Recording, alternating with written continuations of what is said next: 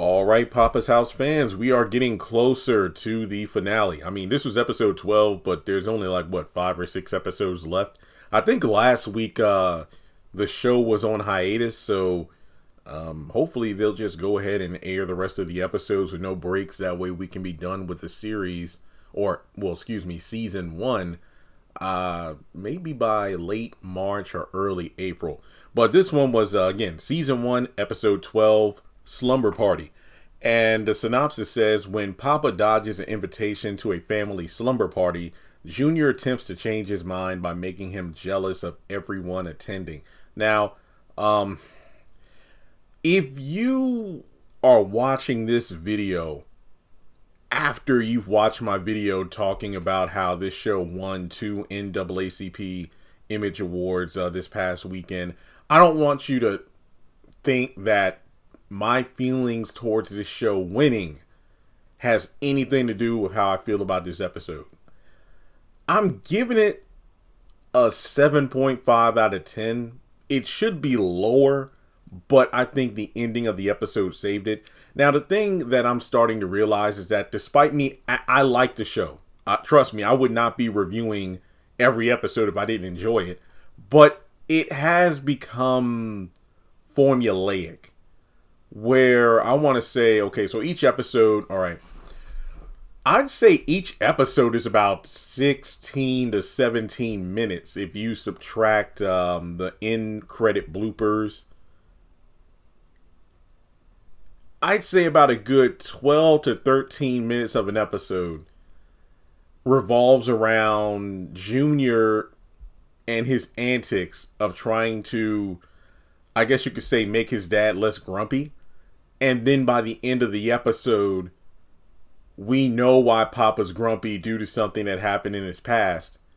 And then everything is all, hunky-dory between everybody. And then the next episode is kind of the same thing.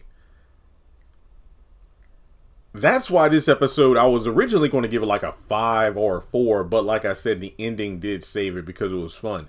But essentially, Dina, I believe, is out of town. She was hosting some sort of event, like an AARP thing. I forgot. I know she's like a party or wedding coordinator or something like that. I'll just say event coordinator. And she was out of town, but she did do video chat every now and then.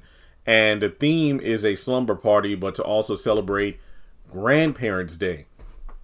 Now, given his past of, striking out with his dad, going to any sort of events or whatnot that he wanted his dad to go to, he knew, okay, I'm not going to invite my dad to the slumber party because I know he'll say no, but I'm not going to invite him, but I'm going to spice it up by, hyping it up to everybody I do give invites to, so he'll eventually want to come on his own. Poppa knows that's what he's planning, so he's not going to ask to get invited. He's going to wait until he gets the invitation, and then he'll consider going. And that's pretty much the entire episode. Also, we get an extended relative on Catherine's side of the family. What's his name? LaFonso. The whole stick of this character is that he is very long-winded. Like, he'll start a story and you'll never hear the end of it. So, oh yeah, we also got that one, the one woman who's always in those Hispanic shows who goes like chicka chicka, something like that. I forgot. I recognized it when I saw it. I don't know her name though. So during the podcast, Pops is talking to Dr. Reed about the situation, and he talks about his daily routine, usually consisting of multiple naps, doing what he enjoys to do. And, Reed calls him out for just hibernating, but it's like, no, I'm at an age where I want to do the stuff I want to do, and nobody messes up my routine. I feel kind of bad because I'm 33, but I've been in that same mind space for years now. So Junior comes over to invite, send an invitation to Dr. Reed, but he gets locked out of both the front and back doors. Somehow he shimmies up the drain pipe, comes through a window, and man, it looked like it hurt on his way outside though. But yeah, he invites Dr. Reed, and she tries to pester Poppa into figuring out, hey, you don't know what it is. I bet you want to go. And then he explains, no, I know his plan is to, pull an inception to get me to ask to go when I'm not going to go. So then as the episode goes on, it's like every character tries their own method of getting Poppa to fold, but he ends up persuading them instead, usually with food, because you have JJ, who tries to negotiate, but instead it's an exchange of cheese and wine. Then you have Catherine, who actually, no, you have the kids who try to go over there and tempt him as well. However, I think Poppa gives him ice cream or something, so they don't, that doesn't work. And eventually, he looks over and sees everybody having a good time. Even Popcorn is over there dancing his dog, which is a bit of a continuity error, because remember that Junior is extremely allergic to dogs, yet we didn't see his face puff up later in the episode. That's something I noticed.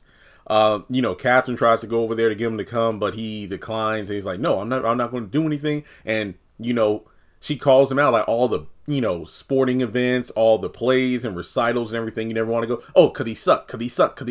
And it's like, come on, man, just go to this one slumber party.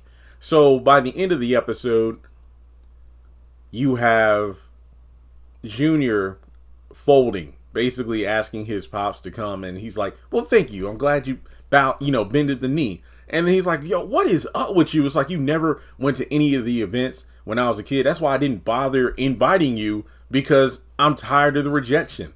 So then Poppa talks about how, when he was younger and had the club foot and everything, going to slumber parties and whatnot was kind of out of the cards, because, kids can be cruel. So he internalized, going to any sort of invite, for an event being something where he would get ridiculed, which I can understand that. I feel like a lot of us internalize things that happened when we were younger, and then that impacts how we move when we're older.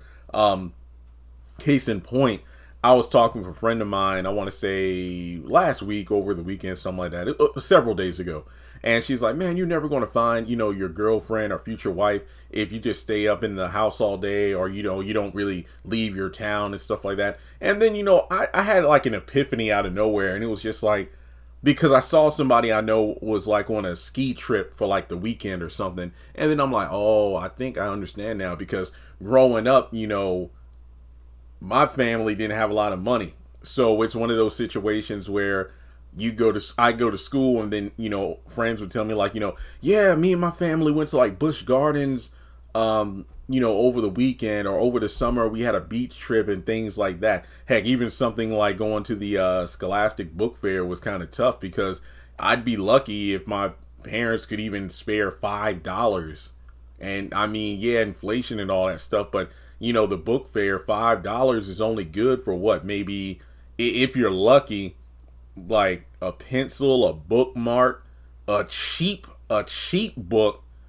And, if maybe I had a couple dollars from saving my lunch money, I can get a poster. But it sucked, when you saw other kids buying like handfuls of books and stuff like that, and you really couldn't do anything. But it's just one of those things where I'm used to no's. It's like, hey, can I go to so-and-so, my friends?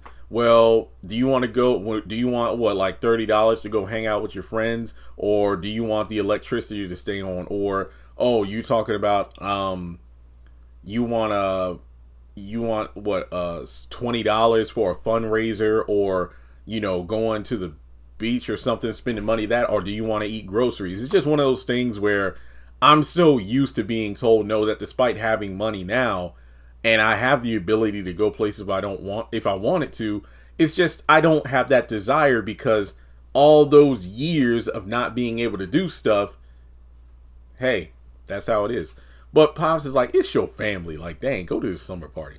But in any case, he eventually does go. They all have cute matching pajamas. I thought that was pretty nice. And they're all dancing to We Are Family. And then they celebrate Poppa by giving him like, a little crown for Grandparents' Day. And I think the best part was when JJ was ready for his turn to be honored, and he closes his eyes. Everybody rushes out of there. And then LaFonso gets in his face talking about some sort of long-winded story about a crown. And it was pretty cute. So, yeah, like I said, the ending did save the episode. But the series is getting formulated. It's like, hey, iconic cartoon. I still rewatch it to this day. Scooby-Doo, Where Are You? You got to admit, the series is formulaic. All the gang is going to an event, but they get lost, or the mysteries machine breaks down.